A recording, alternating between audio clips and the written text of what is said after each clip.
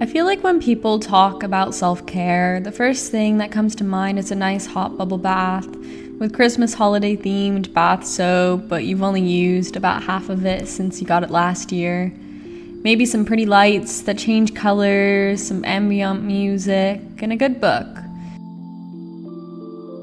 But self-care might not always look or sound so aesthetic. Just by doing your everyday skincare routine every evening is a form of self-care. Taking the time to gently apply each product to your face, finding that nightly ritual, even though you might not be doing it at the same time every night, at least you did it.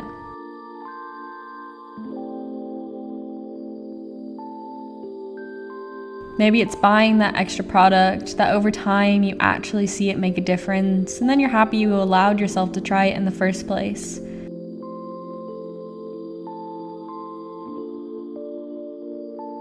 Although it may take 5 minutes, that time is spent looking after you, taking care of yourself.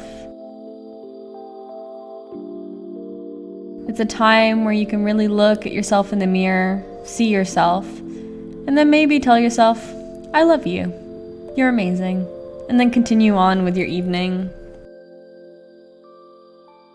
Staying hydrated is always an essential part of taking care of yourself, and maybe it's also adding a vitamin C tablet to your water, not just because it's good for you or that it's cutting close to flu season, but because you actually like the taste of the orange flavor.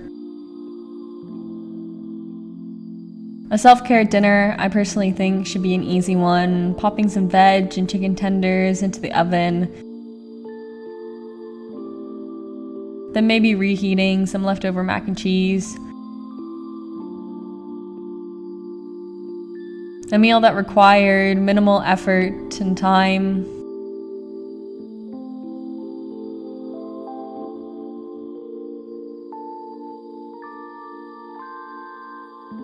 Maybe while everything is cooking, it's reading more of your book on your favorite chair, even if it's just for a couple of minutes before plating your food.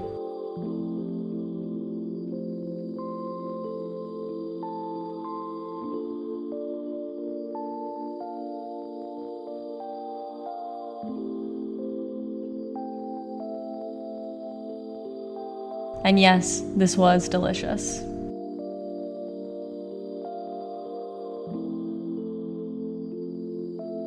Then, of course, eating dinner in bed. Now, as someone who normally likes to eat at the dining room table, it's a bit of a guilty pleasure to eat in bed. Preparing the room for the evening, turning the big lights off and putting on the lamps and the fancy lights from maybe an astronaut figure. Putting on a film, this time of year it's a lot of Harry Potter, and watching that while you eat, and of course having Stitch join me to watch the movie. As winter comes closer and closer, it means that it's hot chocolate season. The process of taking the time to mix it all together, adding the whipped cream and the cinnamon on top because that's the best way to make it. The warm feeling you get when you take the first sweet sip, it makes you want to make another one.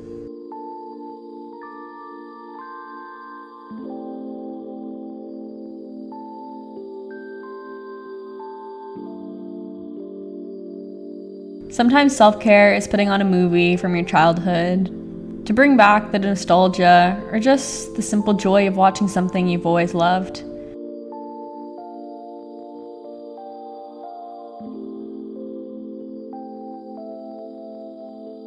And pairing it with some coloring that makes you feel like a kid again.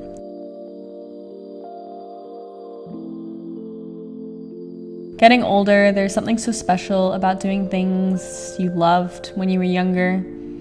In a way, it heals your inner child, finding comfort in the simple act of something like coloring.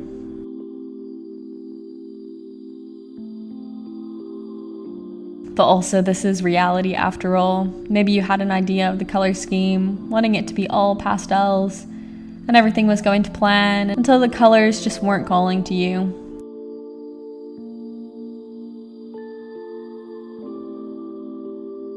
But you remind yourself that it's okay, it's just one page of the coloring book, and you have so many other pages that you can color. Each page is a different chance, a different color scheme.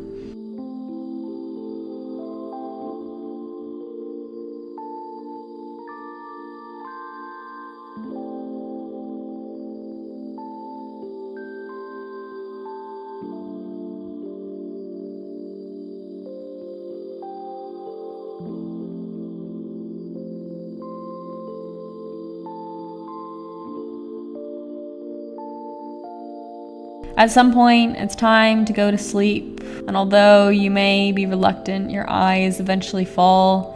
Maybe you have some sweet dreams until you wake the next day with the rising sun.